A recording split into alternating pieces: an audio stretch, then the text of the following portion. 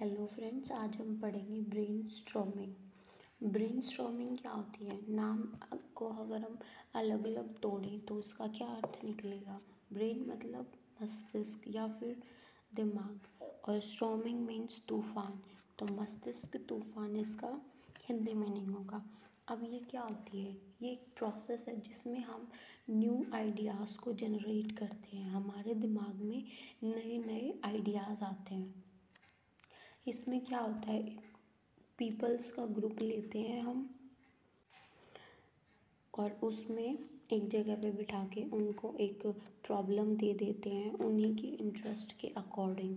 जिस एरिया में उनको इंटरेस्ट हो उसी एरिया की उनको कोई प्रॉब्लम दे देते हैं और उनके फिर आइडियाज़ लेते हैं कि कोई भी प्रॉब्लम में हमें कैसे सॉर्ट आउट करनी है। तो वो जो आइडियाज़ देंगे उन्हीं को हम बोलते हैं brainstorming. A process when a group of peoples meet to generate new ideas around a specific area of interest,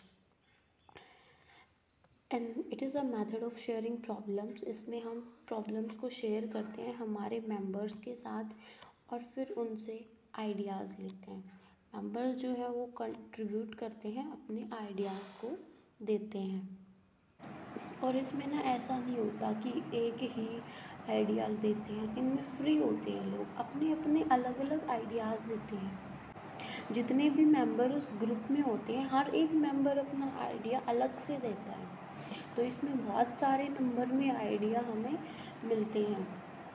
इनमें लोग फ्री होते हैं अपने आइडिया देने में, कि उनके दिमाग में जो भी आइडिया आया वो उनको बोले। अब इसके ना दो टाइप्स होते हैं, एक होता है ट्रेडिशनल ब्रेनस्टॉर्मिंग और एक होता है एडवांस ब्रेनस्टॉर्मिंग। अब इनको हम डिटेल में देखते हैं। ट्रेडिशनल ब्रेनस्टॉर्मिंग क्या होता है, a group of peoples sit in a room and shout out their ideas as they occur in that. कि एक ग्रुप होता है लोगों का जो एक रूम में बैठता है और उनके दिमाग में जैसे ही कोई आइडिया आया वो उन्हें बता देते हैं, वो होता है ट्रेडिशनल ब्रेन स्टॉर्मिंग। या फिर ग्रुप के मेंबर को कोई भी टॉपिक दिया जाता है और उनसे पूछा जाता है उस टॉपिक से रिलेटेड कोई भी आइडिया उनके दिमाग में आए तो। और एडवांस ब्रेनस्टॉर्मिंग क्या होता है, ये एक इम्प्रूव्ड प्रोसेस है। इम्प्रूव्ड किसकी, ट्रेडिशनल ब्रेनस्टॉर्मिंग की ही इम्प्रूव्ड प्रोसेस है। इसमें सक्सेस रेट जो होती है ना ब्रेन आइडियाज़ की वो ज़्यादा हो जाती है, क्रिएटिव थिंकिंग इसमें ज़्यादा आ जाती है। टेक्निक्स को भी हम यूज़ करते हैं जिससे हमारी जो आइडियाज़ है उसमें डाइवर्सिटी को इंक्रीज़ कर सके, मतलब अलग अलग आइडियाज़ हमें मिल सके एक टेक्निक के हेल्प से। Modern tools and techniques for idea generating are allowed. और जो मॉडर्न टूल्स या फिर टेक्निक्स हैं जैसे कि इंटरनेट, ये भी हमारे यूज़ में आते हैं मॉडर्न एडवांस्ड ब्रेनस्टॉर्मिंग में। और क्या होता है, इसमें किसी भी आइडिया को क्रिटिसाइज़ नहीं किया जा सकता। हम किसी के भी आइडिया को क्रिटिसाइज़ नहीं कर सकते, चाहे वो आइडिया कैसा भी हो, वो हमें सुनना ही होता है। पीपल्स जो है वो फ्रीली अपने आइडियाज़ को सोच सकते हैं और बता सकते हैं। तो ये होता है एडवांस ब्रेनस्टॉर्मिंग। अब हम इसके पर्पस देखते हैं कि ये हमने क्यों बनाया।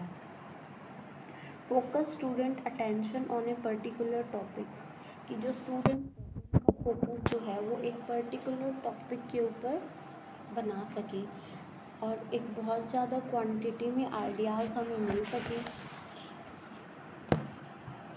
To teach acceptance and request of individual difference.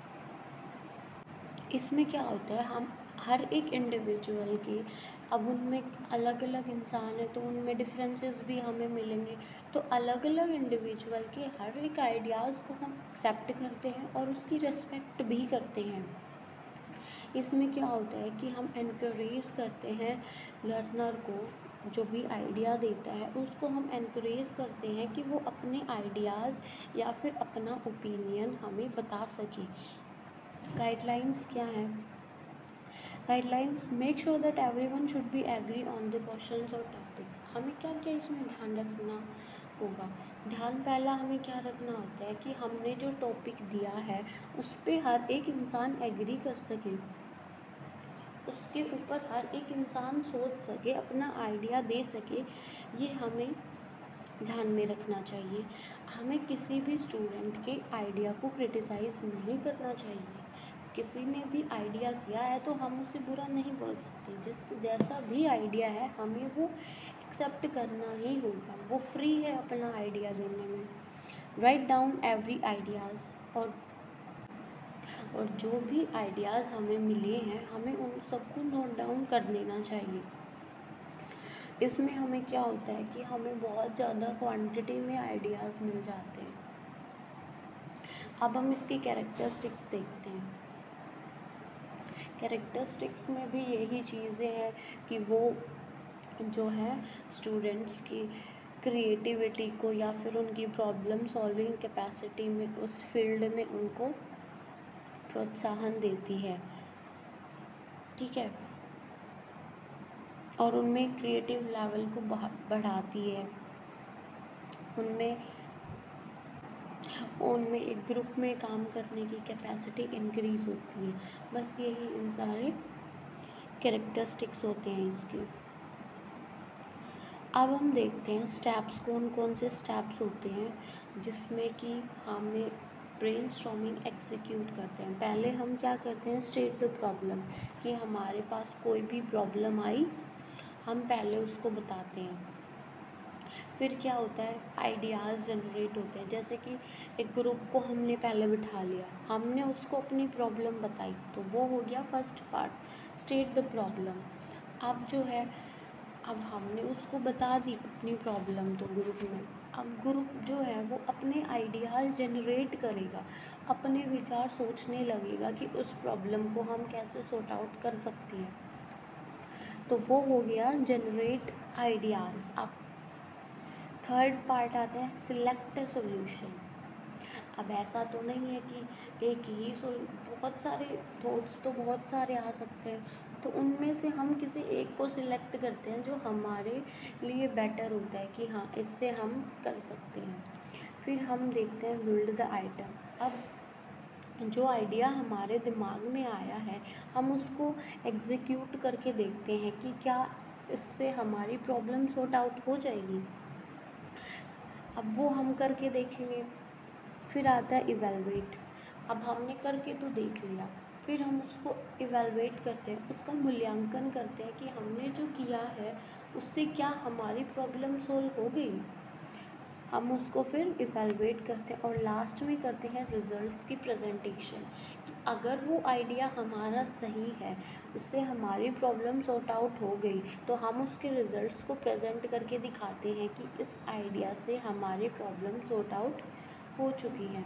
तो ये सारे स्टेप्स हैं ब्रेनस्टॉर्मिंग के।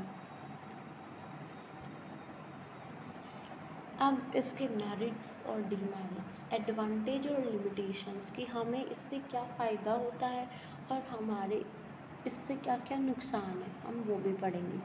तो मेरिट्स क्या है, ये हाईली मोटिवेटेड होता है, इसमें मोटिवेशन लेवल ना बहुत हाई होता है। दूसरा होता है कि इसमें टास्क के ऊपर फोकस करने में हम बहुत ज़्यादा कर देते हैं, उस पर बहुत ज़्यादा ध्यान देते हैं। तभी तो हम सोचेंगे, अगर हम उस पर ध्यान ही नहीं देंगे तो हमें आइडियाज़ नहीं आएंगे। तो इसमें क्या होता है, टास्क के ऊपर, प्रॉब्लम के ऊपर हम बहुत ज़्यादा फोकस करके सोचते हैं, तो हमारा फोकस लेवल भी इंक्रीज़ होता है।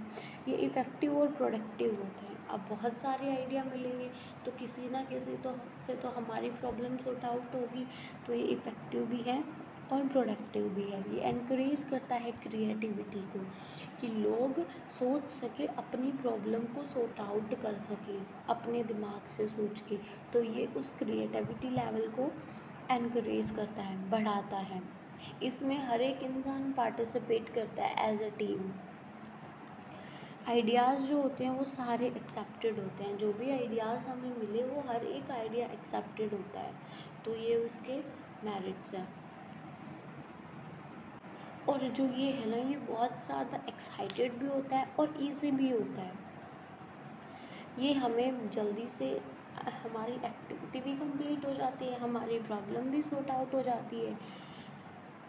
और इसमें हर एक मेंबर अपना कंट्रीब्यूट करता है, हर एक मेंबर अपना अपना आइडिया देता है। तो ये सारे हो गए इसके मेरिट्स। अब हम इसके डीमेरिट्स देखते हैं, इसके डिसएडवांटेजेस क्या होते हैं या फिर इसकी लिमिटेशन क्या होती है। अब applicable for higher level of classes, कि ये हायर लेवल की क्लासेस के लिए ही एप्लीकेबल है।